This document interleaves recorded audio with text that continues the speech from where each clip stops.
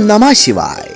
श्री इंद्रघुम्नेश्वर महादेव कलकलेश्वर देवस्य समीपे वाम भागतः लिंग पापहरम तत्र समाराध्य यत्नतः।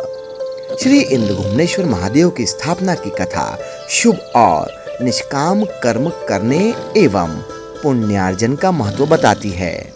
प्रस्तुत कथा ये दर्शाती है कि पृथ्वी पर शुभ कर्म करने से ही कीर्ति और स्वर्ग संभव है। पौराणिक कथाओं के अनुसार प्राचीन काल में एक इंद्रघुम्न नाम का राजा था। राजा ने पृथ्वीलोक में अपने जीवन काल में कई निष्काम सुकर्म किए, जिसके फल स्वरूप राजा को स्वर्ग की प्राप्ति हुई। लेकिन कुछ समय पश्चात जब राजा का पुण्य क्षीण हुआ तब राजा पुनः पृथ्वी पर आ गिरा। तब वो शोक संतप्त हुआ और उसे यह ज्ञात हुआ कि स्वर्ग का वास केवल पुण्य का संचय रहने तक ही मिलता है। पृथ्वीलोक पर किए गए शुभ कर्म ही स्वर्ग कारक होते हैं। अच्छे कर्मों से ही पुण्य का अर्जन होता है और मनुष्य की कीर्ति पुण्य प्रभाव से पृथ्वी पर रहती है। वहीं दूसरी तरफ बुरे कर्म करने पर निंदा होती है एवं दुख भोगना पड़ता है। ये ज्ञात होते ही राजा पुनः तपस्या करने का निश्चय कर हिमालय पर्वत की ओर चल दिया। वहां राजा को महामुनि मार्कंडेय ऋषि मिले।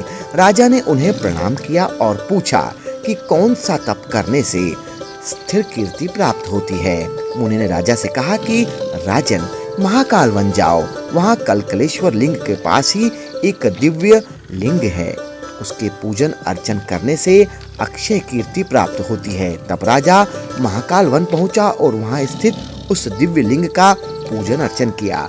तब देवता, गंधर्व आदि राजा की प्रशंसा करने लगे और कहने लगे कि इस महादेव के पूजन से तुम्हारी कीर्ति निर्मल हो गई है। आज से तुम्हारे नाम से ही ये लिंग इंद्रघुम्नेश्वर के नाम से पहचाना जाएगा। मान्यता अनुसार जो भी व्यक्ति श्री इंद्रघुम्नेश्वर महादेव के दर्शन करेगा उसे स्वर्ग की प्राप्ति होगी, वो कीर्ति और यश को प्राप्त होगा एवं उसके पुण्य में वृद्धि होगी। उज्जैन स्थित 84 महादेव में से एक श्री इंद्रघुम्नेश्वर महादेव मोदी की गली में स्थित है।